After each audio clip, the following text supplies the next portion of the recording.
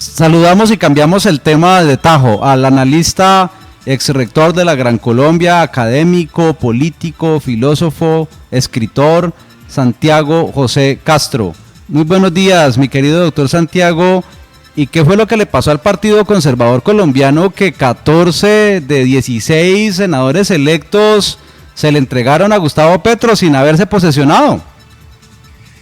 Bueno, Juan Pablo, primero dejémoslo en profesor si le parece y no tanta parafernalia. Esto hay que entenderlo con mucha objetividad y por eso ayer cuando tuvimos ocasión de conversar los dos, yo le decía que pues con mucho gusto hacíamos un análisis desde la ciencia política. El sistema político colombiano, y no es de ahora, sino de tiempo atrás, de hecho hay un libro muy reconocido que se llama El clientelismo en Colombia, que se publicó en 1989.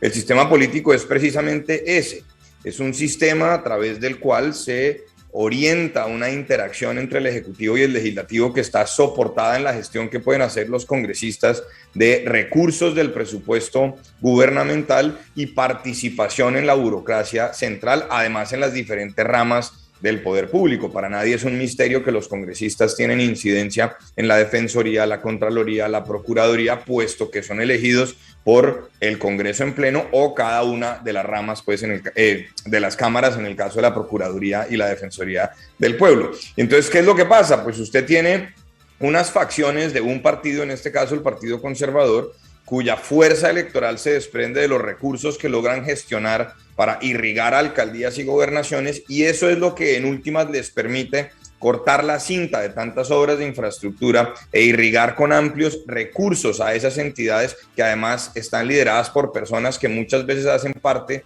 de su equipo político.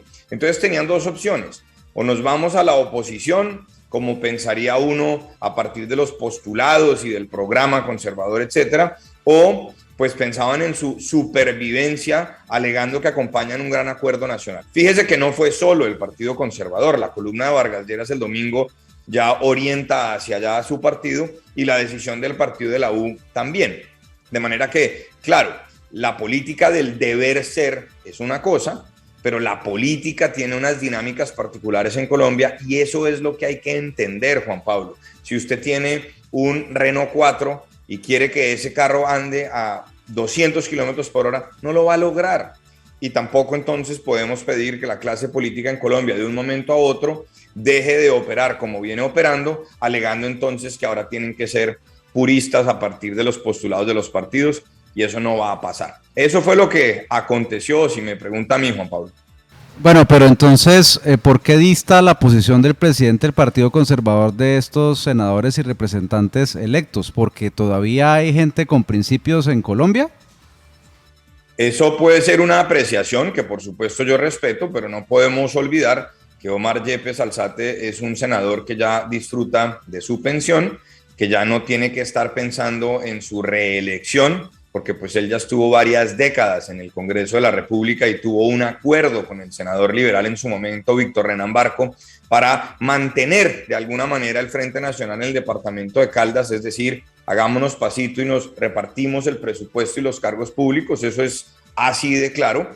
Y ahora entonces pues él asume una posición de férrea defensa de la derecha colombiana, pero con mucho respeto por el ex senador Yepes Alzate, en su momento cuando él ejercía como senador, a lo mejor también, y ustedes pueden ver las diferentes votaciones en el Congreso, pues hubo momentos de pragmatismo político en los que lo que hacía era apoyar el gobierno de turno. Un senador conservador, Juan Pablo, me enseñó a mí más en una frase de todo lo que he leído como politólogo, y fue el senador Roberto Gerlain. Algún momento yo le preguntaba que por qué no había una oposición a temas que evidentemente eran contrarios a lo que uno pensaría es un programa conservador.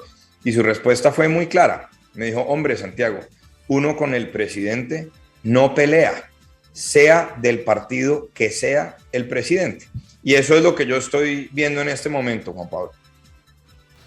¿Y no le parece lamentable que por acomodamientos y por estrategias clientelistas aparentemente políticas de mera supervivencia, para la muestra un botón, el barretismo en el Tolima, que ve que eligen a Petro y corren de una vez a apoyarlo cuando no lo apoyaron en campaña?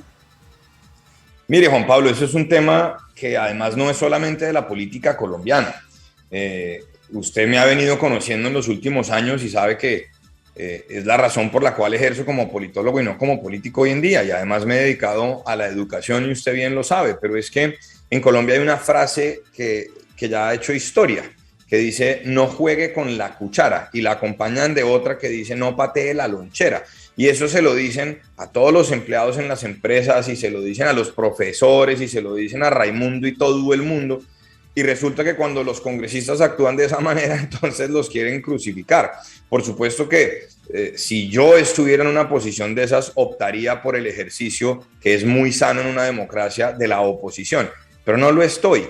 Y entonces a mí eso sí me ha sorprendido, un poco la hipocresía de muchos. Pero todo Santiago, el tiempo dicen... Santiago, Todo el tiempo dicen no patee la lonchera, no patee la lonchera, no patee la lonchera, pero cuando los congresistas hacen lo mismo, entonces los quieren crucificar. Santiago, pero espérese, profundicemos, por ejemplo, el caso del Tolima, que es la fotografía de lo que pasa en el país, ¿sí? Sí. Hombre, si las mecánicas regionales son independientes a las nacionales, porque los Barreto podrían seguir ganando con Adriana Magali el otro año las elecciones a la gobernación, pues uno pensaría no necesitan del gobierno nacional para tanto, a pesar de que el gobierno nacional coadyuve en algunas obras, pero pues igual el presidente que esté no le va a poder negar a discrecionalidad las obras. ¿No cree usted que en el fondo lo que hay allí es de pronto temas que tienen que ver con las investigaciones que cursan contra Óscar Barreto, que temen que el petrismo a través del jaramillismo acabe con el barretismo vía la rama judicial, que a pesar de que ser un poder independiente a la rama ejecutiva en Colombia, eso no aplica en la práctica? Mire, Juan Pablo, sobre eso, dos cosas. La primera, ayer tuve yo una discusión con un colega, profesor también de colegio, sobre el asunto.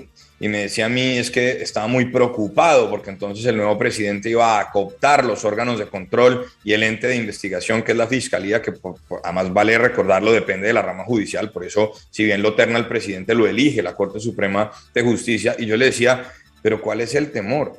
Si es que históricamente así ha operado la política colombiana.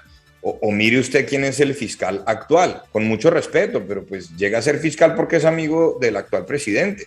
Y el contralor también es puesto por el actual presidente. Y la procuradora venía de ser ministra de Justicia del actual presidente. Entonces, si uno asume ese hilo argumental que usted sugiere, pues uno tendería a pensar que según eso, cualquier persona que tenga alguna investigación, porque no sobra recordar, Juan Pablo, usted es inocente hasta que se le demuestre lo contrario. Aquí en Colombia, cualquier persona que es investigada ya la estamos condenando y estamos asumiendo que es culpable porque de lo contrario no tendría investigaciones. Aquí en Colombia le hablan investigación a todo el mundo porque sí, porque no y porque de pronto, porque eso es lo que algunos funcionarios erradamente asumen, que lo que hay que hacer es investigar. Entonces yo creo que es hilar muy delgado, porque además estamos hablando de 14 senadores y 25 representantes, toda la bancada conservadora elegida que se va a posesionar el 20 de julio, y no todos tienen ese asunto. Ahora, usted decía una cosa que vale la pena revisar, Juan Pablo.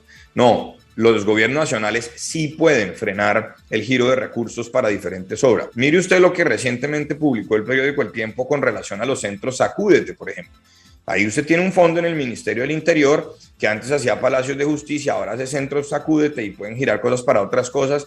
En el norte del Tolima alguna vez recuerdo haber visto un polideportivo que se llamaba Casa de Justicia o Casa de la Ciudadanía o de Convivencia, era la vaina. Igual, eso es un polideportivo, pero era la forma de poder, digamos, traer esos recursos del gobierno nacional para una cosa con un concepto que lo permitía. Entonces, no, eso sí puede pasar. Si usted no está con el gobierno de turno, muchos fondos y muchos recursos que hay en el gobierno nacional sí se pueden restringir, Juan Pablo. Pero además hay otra cosa. Recuerde que hay muchas entidades del orden descentralizado, SENA, Bienestar Familiar, entre otros tantos, que dependen del gobierno nacional y por supuesto harán parte de esa coalición de gobierno.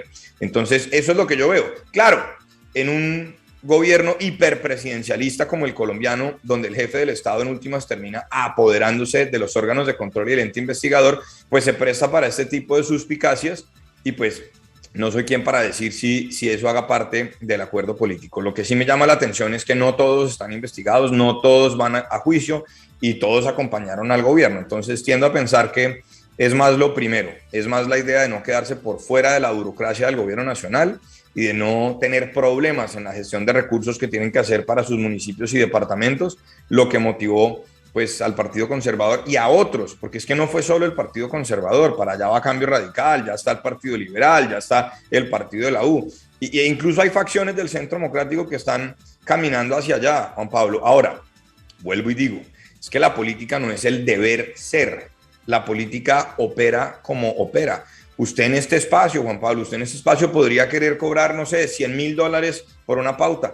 No se lo van a dar, así de sencillo. Entonces hay que quedarse en el ser, hay que entender qué es lo que está pasando. La preocupación que yo sí tengo como ciudadano y politólogo es la falta de oposición, porque en los últimos gobiernos teníamos a un Petro como opositor en el Senado, o desde el 98 en la Cámara de Representantes. Tuvimos a un Carlos Gaviria como un opositor, tuvimos a un Jorge Robledo como un opositor, pero en este momento son pocas las figuras que han expresado su oposición a Gustavo Petro, y dos de las más fuertes no tienen representación en el Congreso, que son Enrique Gómez Martínez y Federico Gutiérrez, Juan Pablo.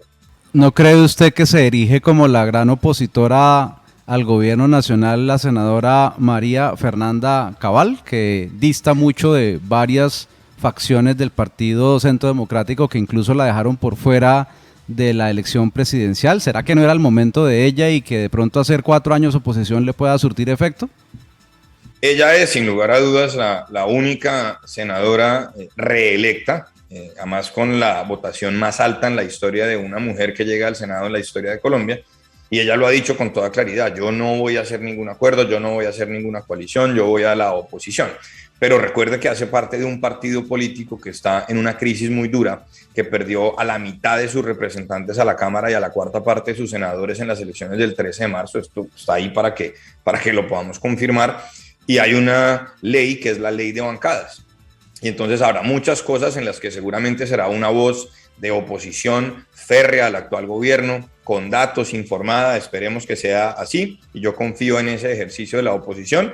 Pero pues la ley de bancadas llegará al momento donde quien define, como ha definido, es el expresidente Álvaro Uribe. Mire usted, Juan Pablo, que en el Twitter que posteó el presidente Uribe, cuando informa a la opinión que acepta la invitación del presidente electo Gustavo Petro para reunirse, aclara de una vez por todas que lo hace en representación del Centro Democrático. Entonces usted tiene a un presidente que se ha mantenido al margen de la contienda porque era consciente que su imagen desfavorable lo que hacía era restar, pero que ahora que empieza esta idea de un gran acuerdo nacional y que el presidente Petro lo llama, aclara que va, pero que va en representación del Centro Democrático. Es decir, él es el líder máximo del Centro Democrático. Habrá que ver qué va a pasar el 7 de agosto con la figura del único expresidente elegido como tal por el Centro Democrático, que será Iván Duque.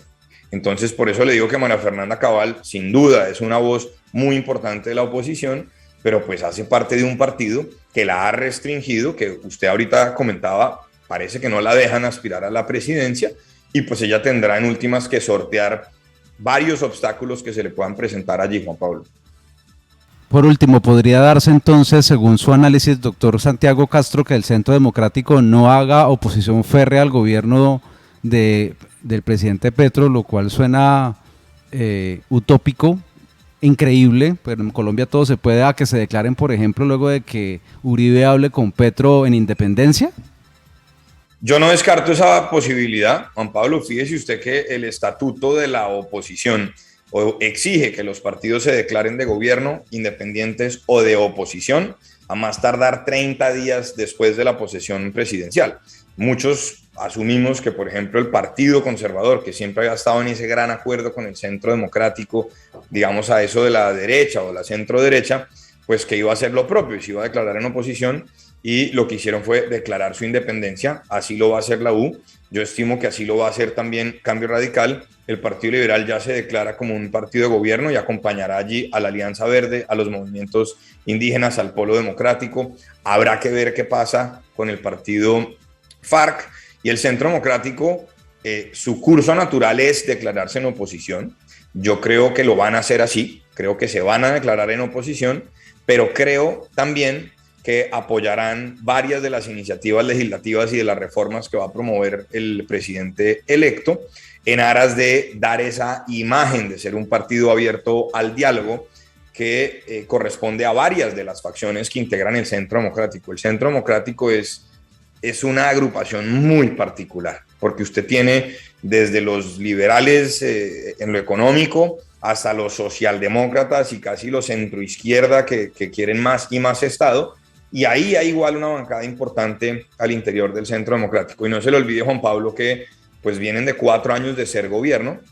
Eso no les sirvió para aumentar sus escaños en la Cámara o en el Senado, sino todo lo contrario, para perder escaños en ambas cámaras, y tratarán de alguna manera de sobrevivir a este sistema político colombiano que, como le digo, teóricamente se conoce como el sistema político del clientelismo. Seguro se van a declarar en oposición, serán una minoría prácticamente irrelevante más allá de los debates que puedan dar y que puedan gestionar. El gobierno ha dicho que les va a dar todas las garantías a través del presidente que representa el pacto histórico en el Congreso, el presidente Roy Barreras del Legislativo, y tendremos que ver, pero yo sí le garantizo que van a apoyar no uno, sino varios de los proyectos que promueve Gustavo Petro, Juan Pablo. Doctor Santiago Castro, gracias por estar con nosotros en Econoticias y siga hablando por Ecos del Conveima. Un abrazo. Muchas gracias a usted, gracias por la invitación. Hasta luego.